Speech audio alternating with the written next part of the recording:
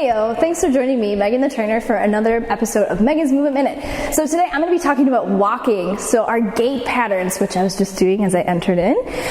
So gait patterns, gait is one of the major primal movements that we as humans utilize, but it is also one of the movement patterns that we don't really train, that people tend to not train at least that often, but it's something that we do every single day. We walk out of bed to the bathroom, we walk from our house to our car, we walk into work.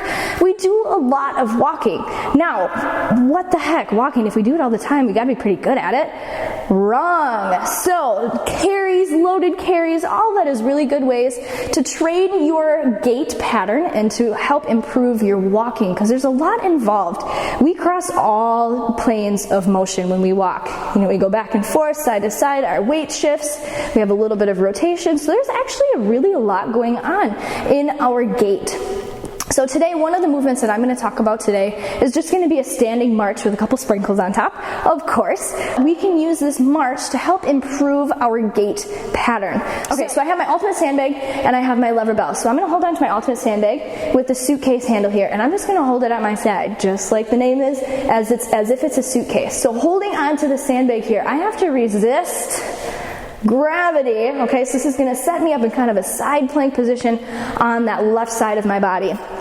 So I'm going to hold on to this lever bell. So from here, I'm going to start with my hand in nice and close by my belly button. I'm going to hold that lever bell, nice firm tension, a good strong grip. Now from here, I'm going to press this lever bell out and pick up my foot at the exact same time. Alright, so now from here, I'm actually going to push my foot down. Imagine that it's like a big can crusher as I push it actively down. So I'm not just merely swinging my leg up and just punching the lever bell out. I'm doing all of this motion with intent. Alright, so again, pressing out, lifting. Imagine that I'm not just lifting my foot up, but I'm pressing it out and then pulling it back in with the lever bell. How does this translate to then gait patterns? So one, when we walk, we spend some time on only one foot.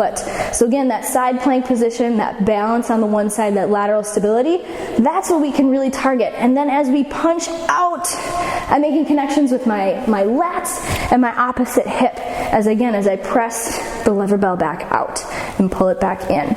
Again, gait is something that we often do not train, but probably should be trained more often than we actually think. So adding some kind of marching variations into your workout regime can definitely make a difference.